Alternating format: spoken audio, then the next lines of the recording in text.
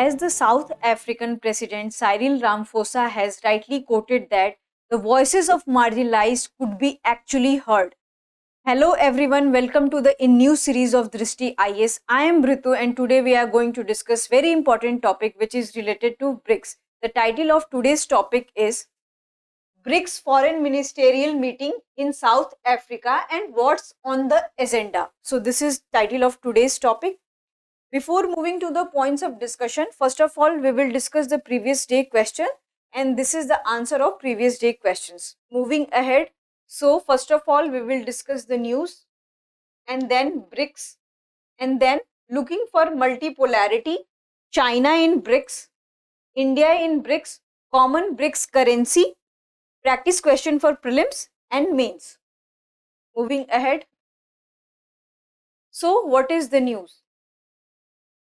Recently, nowadays, External Affairs Minister S. Jaishankar is in Cape Town, South Africa. And why he was there? He was there for Foreign Ministerial BRICS Summit. And why he was there for this meeting? Because 15th BRICS Summit is going to be held in South Africa. And it is going to be held near August. So he was there for Foreign Ministerial meeting. And this meeting could be seen as that a collective meeting for the global South and which is going to challenge the Western global narrative. So this meeting could be seen like this, that they are going to challenge the Western global narrative. And what was the agendas of recent meeting? So they having the two agendas. First is plan to expand the membership of the BRICS and second is a common currency. So these are the most two important agenda they are going to discuss in the meeting. And you need to remember that this time where BRICS summit is going to be held, because in prelims question there can be a question related to this, that 15th BRICS summit is scheduled to be held in South Africa in August. So this is very important from prelims point of view, and this can be also important from prelims, but it is more important from mains point of view. Moving ahead. What is BRICS? So BRICS is an acronym for Brazil, Russia, India, China and South Africa. And who has coined this term?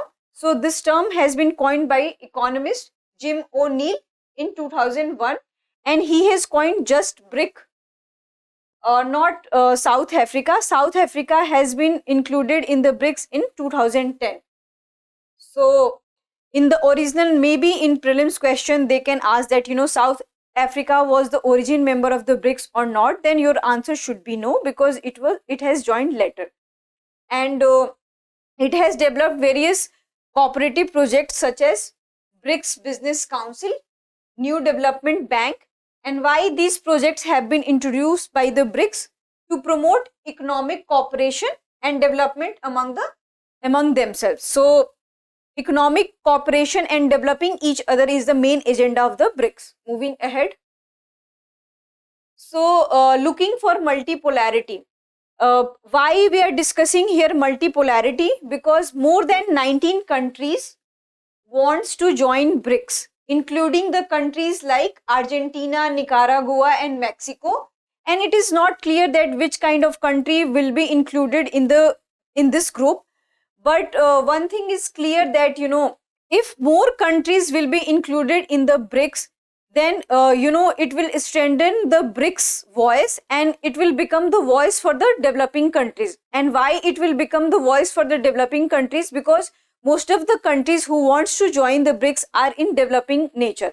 And if more country will join the BRICS, then it can claim that, it is representing more than half of the population of the world, because there's already 5 countries are in the group, and if 19 others will also join, then it will become the group of 24 countries and it will consist more than half population of the world.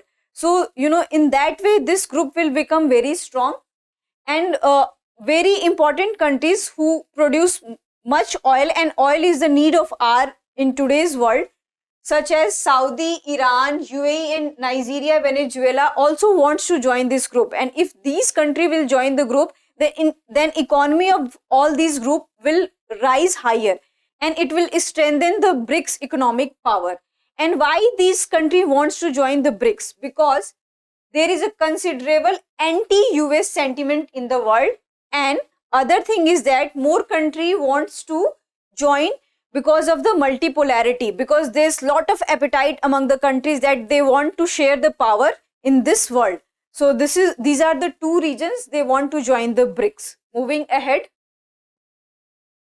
China in BRICS. It's very important to study here that what is this China's standpoint on BRICS, because China is the neighboring country of India, and in such sense its standpoint is very important, because many times we have seen that the armies, so many diplomats and politicians are fighting among themselves, because many times we have seen that they just scuffle between Indian army and Chinese army. So in that sense, China's standpoint is very important from India's point of view. So what is the standpoint of China in this regard? China is driving the expansion of the group. And why it is driving the expansion of the group? Because it wants that voices of marginalized should be heard and the least developing country should be heard from this group.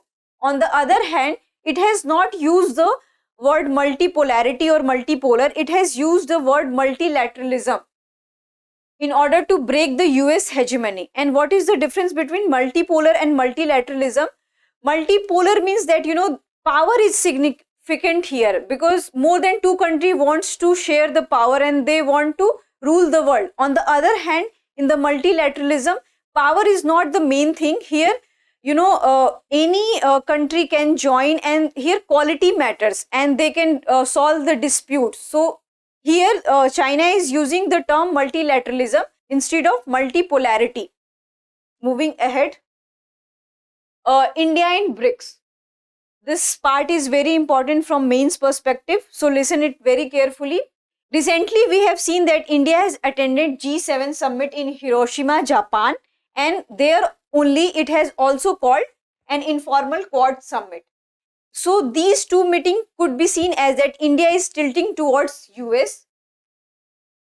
Many experts are saying that India should not be seen as that it is tilting towards US. On the other hand, some experts are also saying that India should not be seen as that it is ganging upon anti-West coalition. So this is India's situation in BRICS. And what is the standpoint of India in this regard? As China is saying and other countries are saying that it is anti-West and that's why they want to join this BRICS summit or BRICS group. But India is saying that it is non-Western. It means that it is not against Western countries and their projects. And there is a difference between anti-Western and non-Western. So India's opinion is non-Western in this regard. And if there will be more expansion in the group, then it can also sideline the role of India in the group, because many countries will be attracted towards China. So, and also the Russia. So maybe it can sideline the India's role in the BRICS summit. And there is also difficulty to find out a common ground between India and China, because both countries have very different opinion regarding the worldview of the whole world, and they see world in a very different way. And so it is very difficult for other countries to find a common ground. So in this sense, it is very difficult for China as well as India to stay together in a group and to come on a common ground for any economic cooperation or for any defense cooperation. So this is the difference between China's standpoint and India's standpoint. China wants to break the hegemony of the US. On the other hand, India is saying that it doesn't want, it has nothing to do with the hegemony. It wants that it is a non-Western group and it is there for the economic cooperation. So there is no anti-war sentiments for India. Moving ahead, a common BRICS currency. As foreign ministers are going to discuss that there should be a common currency for the whole BRICS group or not. So many of the countries having different opinion regarding this, and who has first initiated this idea. So this idea has been first initiated by Russia's President Vladimir Putin in the last year BRICS summit, which was held in Beijing. So each country has different opinion regarding this. Coming to the first of all India's point of view, so S. Jaishankar had said that different countries have different opinion on this matter. So it had not said anything regarding this matter. So we cannot write exactly that what is the India's point of view regarding this. On the other hand, Russia is saying that, it doesn't want rupee to be a common currency here because it does not import much things from the India. So why rupee would be the common currency here? It wants to promote the dollar. And the recent crisis due to the pandemic and also the Russia-Ukraine conflict, what we have seen that, the price of the dollar and the value of dollar is rising day by day. So it wants dollar to be the common currency. On the other hand, China wants yuan to be the common currency. And the South African president has said that, every country has different kind of economy. They have a different political background.